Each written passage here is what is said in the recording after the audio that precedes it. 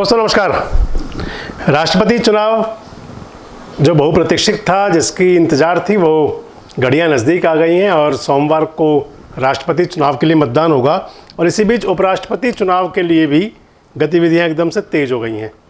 उपराष्ट्रपति पद के चुनाव के लिए नामांकन की प्रक्रिया वैसे तो शुरू हो चुकी है, लेकिन काफ़ी दिनों से इंतज़ार था प्रत्याशी का।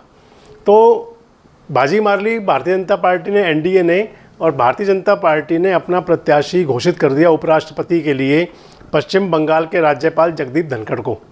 धनखड़ साहब को शनिवार की रात को प्रत्याशी घोषित किया एनडीए की तरफ से भाजपा ने, और अब मान लें कि या तो रविवार को शाम तक और या फिर सोमवार को विपक्षी दल भी अपना प्रत्याशी घोषित कर देंगे।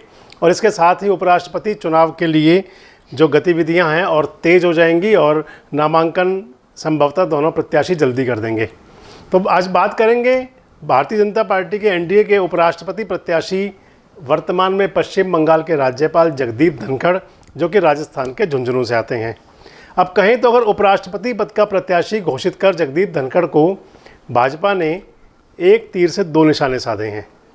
पहला तो यह कि देश की लगभग 44% आबादी यानी कि ओबीसी समुदाय में सियासी संदेश देने की कोशिश की गई है। जाट समुदाय जो है ओबीसी में आता है आजकल। और दूसरा यह है कि राजस्थान, हरियाणा और उत्तर प्रदेश में नाराज चल रहे जाट मतदाताओं को, जाट समुदाय को साधने के लिए भारतीय जनता पार्टी ने कहें तो एक तरह से अपना ट्रम्प कार्ड चल दिया है। खासकर कृषि कानूनों के बाद में आपको ध्यान होगा, जो किसान आंदोलन चला लगभग 1 वर्ष से अधिक। हालांकि बाद में प्रधानमंत्री नरेंद्र मोदी ने कृषि कानूनों को वापस ले लिया, लेकिन कहीं ना कहीं उसकी आहट अब तक भी है। और उन कृषि कानूनों के विरोध में जो किसान नाराज चल रहे थे, भाजपा के इस फैसले के बाद शायद उनकी नाराज़गी अगर पूरी तरह दूर नहीं होगी तो कुछ कम ज़रूर होगी। और केंद्र सरकार पर हमलावर मणिपुर के जो राज्यपाल सत्यपाल मलिक, वो भी जाट समुदाय से आते हैं। कहीं तो इस तरह से उनको, मलिक साहब को किनारे कर दिया। और मैंने आपसे पहले ही कहा कि एक तीर से दो शिकार या एक तीर से दो निशाने लगाने में भाजपा आला कमान, भाजपा नेतृत्व कामयाब हो गया। आगे आपको बताएंगे कि राज्यपाल जो पश्चिम बंगाल के अभी तक चले जगदीप धनखड़, उन्होंने किस प्रकार से ममता बनर्जी से लोहा लिया और किस प्रकार वो हरियाणा, यूपी, राजस्थान, दिल्ली, खासकर जहाँ पर कि जाट समुदाय के मतदाता एक प्रभावित करते हैं चुनाव को, उसको किस प्रकार से उनको एक संदेश जाएगा। तो इससे पहले भी आपको बताएं कि जो आदिवासी समाज को साधने के लिए भारतीय जनता पार्टी ने राष्ट्रपति पद के लिए ओडिशा की द्रौपदी मुर्मू को उम्मीदवार बनाया था। ये पूरा सियासी गणित जो है 2022-23 और 2024 में होने वाले विधानसभा के चुनाव और 2024 में होने वाले लोकसभा चुनाव को ध्यान में रखकर किया जा रहा है। अगर ऐसा कहा जाए तो अतिशयोक्ति नहीं होगी।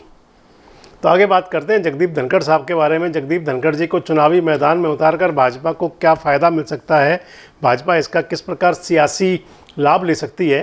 राजस्थान में चुनाव है 2023 में और हरियाणा में चुनाव होगा 2024 में। दिल्ली में भी चुनाव 2024 में होगा। हालांकि उत्तर प्रदेश में अभी चुनाव होकर गया है, लेकिन क्योंकि 2024 में लोकसभा का चुनाव है और लोकसभा चुनाव फतह करना एनडीए के लिए, भाजपा के लिए बहुत ज़रूरी है। राजस्थान में जो विधानसभा के चुनाव होने हैं, उसमें आप मान लें कि 30 से 40 विधानसभा सीटें ऐसी हैं जिन पर जाट समुदाय का दबदबा है। राजस्थान में कुल मिलाकर अगर देखें तो लगभग 10 से 11% जाट समुदाय की आबादी है। इनमें बाड़मेर, जैसलमेर, जोधपुर, बीकानेर, गंगानगर, चूरू, सीकर, नागौर, हनुमानगढ़, जयपुर सहित कई ज़िलों में जाटों की संख्या अत्यधिक है। कहीं ज़्यादा है, कहीं कमोबेश थोड़ी कम है, लेकिन चुनाव को अच्छे से प्रभावित करते हैं। आज़ादी के बाद से लेकर अब तक प्रदेश में भले ही जाट मुख्यमंत्री ना बना हो, लेकिन राजस्थान की राजनीति में जाट समुदाय का दबदबा पूरा भरपूर है। भाजपा, कांग्रेस और राष्ट्रीय आरएलपी के जो प्रदेश अध्यक्ष हैं वो जाट समाज से हैं। भाजपा के प्रदेश अध्यक्ष सतीश पूनिया हैं, कांग्रेस के प्रदेश अध्यक्ष गोविंद सिंह डोटासरा हैं और आरएलपी के संयोजक हनुमान बेनीवाल हैं। विधानसभा चुनाव में औसतन 20% विधायक जाट जाति के बनते हैं। जो जाट समुदाय के विधायक आते हैं लगभग 20%, यानी कि 200 विधानसभा में लगभग 40 के आसपास, 30 से 40 विधानसभा सीटों पर जाट जाति के समुदाय, जाट समुदाय के प्रत्याशी चुनाव जीतते हैं। इसके साथ साथ राजस्थान की जो 5 लोकसभा सीटें ऐसी हैं जिन पर जाट वोट बैंक निर्णायक है। इसलिए इन लोकसभा क्षेत्रों से हमेशा जाट प्रत्याशी चुनाव जीतकर आते हैं, या फिर जाट वोट बैंक को अपनी तरफ आकर्षित करने वाला प्रत्याशी चुनाव जीत पाता है। 2023 नवंबर और दिसंबर में विधानसभा का चुनाव होना है, मैंने आपको पहले ही बताया, और 2024 में लोकसभा का। ऐसे में भाजपा धनखड़ के जरिए से सियासी लाभ उठाने की पूरी कोशिश करेगी।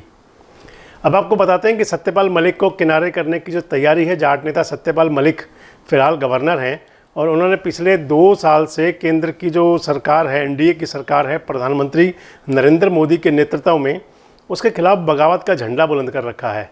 और बड़ी बात यह है कि भारतीय जनता पार्टी ने आज तक भी, सरकार ने, सेंट्रल गवर्नमेंट ने उनको राज्यपाल के पद से हटाया नहीं, वे राज्यपाल बरकरार हैं।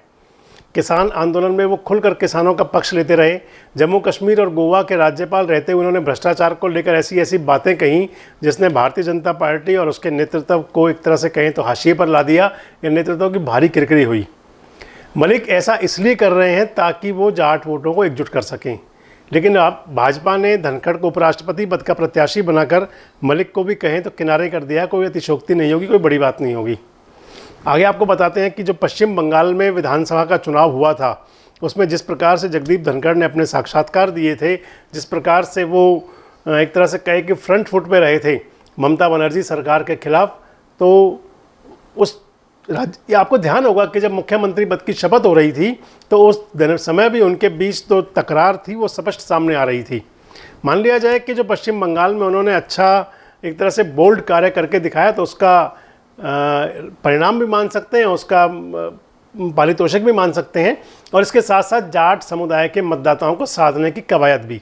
मैं आपसे जो बात कर रहा था अभी राजस्थान के बारे में की, अब बात करते हैं हरियाणा की, कि हरियाणा में जो जाट समुदाय है वो भी काफ़ी दिन से नाराज़ है भाजपा से। और हरियाणा में जाट समाज की लगभग 20% आबादी है। यहाँ की विधानसभा और लोकसभा सीटों पर भी जाट समाज का सीधे सीधे तौर पर प्रभाव है। कृषि कानून का राज्य के ज़्यादातर जाट समाज ने विरोध किया था, आपको ध्यान होगा, और इससे खासकर किसान और उनमें किसानों में भी जाट समाज के लोग भाजपा से नाराज़ रहे। हालांकि सरकार बनाने में भाजपा कामयाब हुई, लेकिन नाराज़गी पहले भी थी। आपको ध्यान होगा कि जो 2014 से 2019 की सरकार थी, मनोहर पार्ट 1 के अंदर जाट आंदोलन चला था, नाराज़गी तब भी थी, लेकिन फिर भी उसमें कुछ कसर थी जो किसान आंदोलन में पूरी हुई, और उसका परिणाम आपको देखने को मिला भी सही कि नगर परिषद निकाय चुनावों में जाट समाज के मतदाताओं ने भाजपा के प्रत्याशियों को वोट देने से काफ़ी हद तक गुरेज किया। अब भाजपा को उम्मीद है कि धनखड़ को प्रत्याशी बनाए जाने से जाट समाज की नाराज़गी हरियाणा में भी दूर होगी, जिससे आने वाले लोकसभा और विधानसभा चुनाव में भाजपा को फ़ायदा मिले।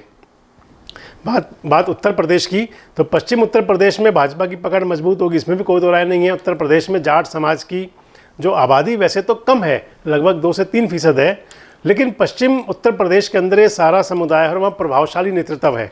इस साल जो विधानसभा चुनाव हुए, जाट समाज ने भाजपा को किनारे लगाने के लिए पूरी ताकत लगाई।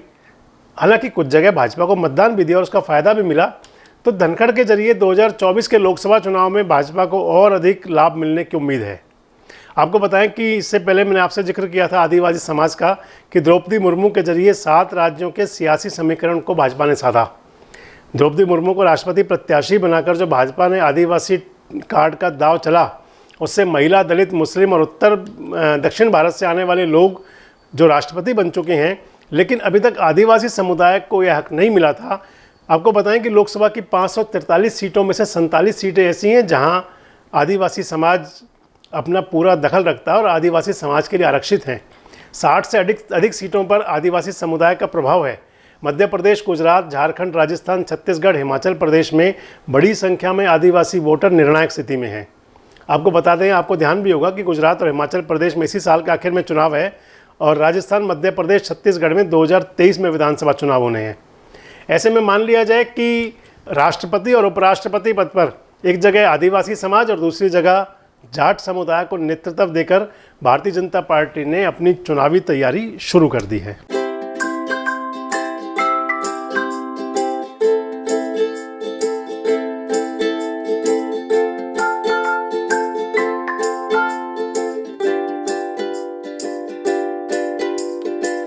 हमारे साथ जुड़े रहने के लिए देखते रहिए देश रोजाना का YouTube चैनल। सब्सक्राइब कीजिए, साथ ही देश रोजाना की खबरें सबसे पहले देखने के लिए प्रेस कीजिए बेल आइकन।